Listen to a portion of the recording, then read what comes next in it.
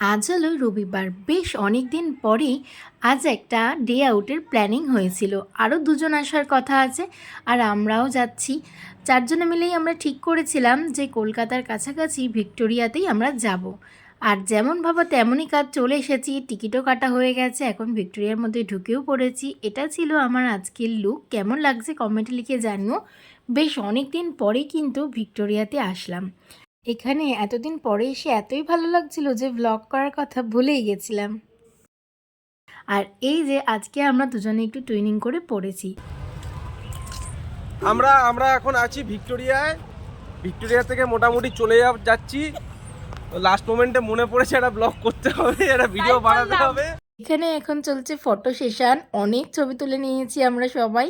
আর বিকালের এই পড়ন্ত রোদে ভিক্টোরিয়াটাকে কি অসাধারণ দেখতে লাগছে।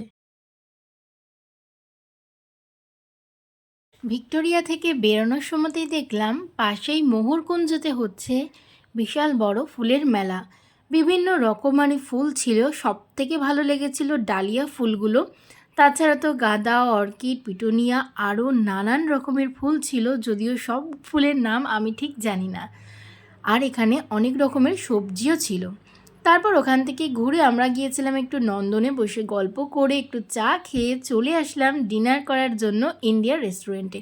অনেক দিন ধরেই আসার ইচ্ছে ছিল, অবশেষে আজ সেটা পূর্ণ হলো। এসেই আগে অর্ডার দিয়ে দিয়েছিলাম এদের স্পেশাল আইটেম বিরিয়ানি। আর এই হলো এদের অ্যাম্বিয়েন্সটা বেশ ভালোই ছিল। ফাইনালি চলে এসেছে আমাদের সবার পছন্দের মাটন বিরিয়ানি, সাথে নিয়েছিলাম স্যালাড আর এই দুটো মকটেলও ছিল। বিরিয়ানিটা খাওয়ার পরই একটু আশাহতই হয়েছিলাম, অনেকটা এক্সপেকটেশন ছিল এখানের বিরিয়ানি নিয়ে।